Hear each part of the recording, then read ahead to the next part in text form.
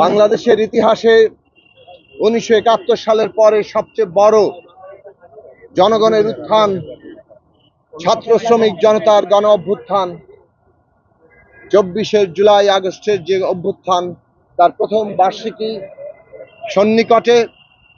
1 জুলাই থেকে 36 দিন ব্যাপী 5 আগস্ট পর্যন্ত এই জুলাই অভ্যুত্থানের বার্ষিকী উদযাপিত হবে। তার অংশ হিসেবে আজ 1 জুলাই আমরা প্রথমেই 24শে জুলাই আগস্টের গণ অভ্যুত্থানে সকল শহীদের প্রতি আমাদের শ্রদ্ধা, আমাদের ভালোবাসা নিবেদন করেছি। শহীদ মিনারে এই কর্মসূচির মাধ্যমে 36 দিন ব্যাপী আমাদের এই জুলাই আগস্ট অভ্যুত্থানের বার্ষিকী উদযাপনের কর্মসূচি শুরু হলো। আমরা কয়েকটি কর্মসূচির কথা ইতিমধ্যে আপনারা শুনেছেন। আমরা 4 জুলাই আমরা শহীদ পরিবার ও আহত যোদ্ধাদের সম্মিলন আয়োজন করব ঢাকায় বাংলাদেশ মেডিকেল অ্যাসোসিয়েশন BMA মিলনায়তনে। আমরা 16 জুলাই শহীদ আবু সাঈদের মৃত্যু, তার শাহাদাত উপলক্ষে রংপুরে তার প্রতি শ্রদ্ধা নিবেদন করব এবং সেখানে সমাবেশ অনুষ্ঠিত হবে। 1 আগস্ট এই শহীদ মিনারে আমাদের জুলাই গণসমাবেশ হবে। 4 আগস্ট শহীদ জুলফিকার শাকিলের শাহাদাত উপলক্ষে মিরপুরে আমাদের গণসমাবেশ হবে। এর বাইরেও প্রতিদিনই কোনো না কোনো সংগঠন, আমাদের শাখা, আমাদের বিভিন্ন বন্ধুপ্রতিম সংগঠন প্রতিদিনই তারা কর্মসূচি রেখেছে। বন্ধুগণ, আজকে যে বাস্তবতা আমরা দেখছি যে এখনো পরাজিত ফ্যাসিস্টরা তারা বসে নেই। তারা নানাভাবেই এই অভ্যুত্থানকে, তার অর্জনকে ধ্বংস করার জন্য চেষ্টা করছে।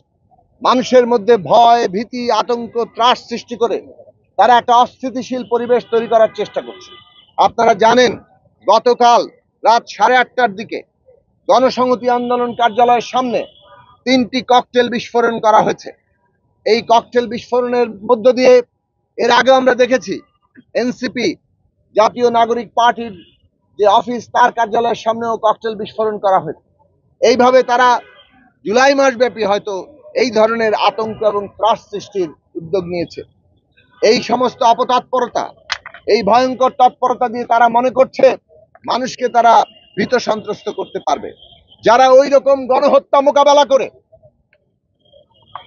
একজন মরলে আরো 4 জন আসে, এই রকম একটা অসাধারণ মানসিক শক্তি, দেশের প্রতি ভালোবাসা, জনগণের প্রতি ভালোবাসা, গণতন্ত্রের জন্য আকাঙ্ক্ষা এবং ফ্যাসিবাদকে বিদায় করার দৃঢ় প্রতিজ্ঞা, এই সমস্ত কিছু নিয়ে যারা এই লড়াই করেছেন, ফ্যাসিস্ট শক্তি মনে করছে তাদেরকে ভয় দেখিয়ে থামিয়ে দেওয়া যাবে। আমরা বিশ্বাস করি এই সমস্ত অপতৎপরতা, এদেরকে পরাজিত করেই আমাদের অভ্যুত্থানের অগ্রযাত্রাকে অব্যাহত রাখতে হবে। আমরা অন্তর্বর্তী সরকারের প্রতি আহ্বান জানাই, অবিলম্বে এই সমস্ত অপতৎপরতা যারা চালাচ্ছে, যে সমস্ত গোষ্ঠী চালাচ্ছে, তাদেরকে চিহ্নিত করতে হবে। এরা কারা তাদেরকে সুস্পষ্ট করতে হবে। সুস্পষ্ট প্রমাণ সহ এদেরকে আইনের আওতায় আনতে হবে। পরাজিত ফ্যাসিস্ট আওয়ামী লীগের লোকেরা যদি এই কাজ সুস্পষ্টভাবে প্রমাণিত হয়, তাহলে আজকে আওয়ামী লীগ যে একটা সন্ত্রাসী সংগঠনে আগেও ছিল এবং তারা এখন গুপ্ত সন্ত্রাস করার জন্য একটা তৎপরতা চালাচ্ছে, সেটা অত্যন্ত স্পষ্ট হয়ে আসবে এবং তাকেও আইনের আওতায় আনা দরকার। এই সমস্ত তৎপরতাকে আইনের আওতায় আনা দরকার। আমরা অন্তর্বর্তী সরকারের কাছে বলি, অভ্যুত্থানের শক্তির উপর আপনারা দাঁড়িয়ে আছেন। এইখানে অভ্যুত্থানের অর্জন হচ্ছে দেশের মানুষের নিরাপত্তা প্রতিষ্ঠা করা। যারা অপরাধ করেছে তাদেরকে আইনের আওতায় আনা। কিন্তু দেশে কোনো ধরনের অরাজকতা সৃষ্টি, মব আক্রমণের কোনো সুযোগ দেওয়ার কোনো জায়গা নেই, এইগুলোকে কোনো প্রশ্রয় দেওয়ার জায়গা নেই। এবং এই ধরনের মব আক্রমণ, অরাজকতা, এইসবের সুযোগ নিয়েই কিন্তু ফ্যাসিস্টরা নানাভাবে তাদের অপতৎপরতা চালাবে। কাজেই সরকারকে আইন শৃঙ্খলা পরিস্থিতি তাদের নিয়ন্ত্রণে আনতে হবে, দেশের মানুষের নিরাপত্তা নিশ্চিত করতে হবে এবং এই ক্ষেত্রে ন্যূনতম ব্যর্থতা আর মানুষ বরদাস্ত করবে না।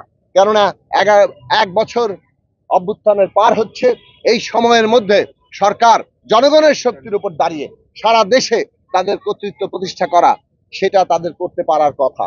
না পারাটা এখন ব্যর্থতা।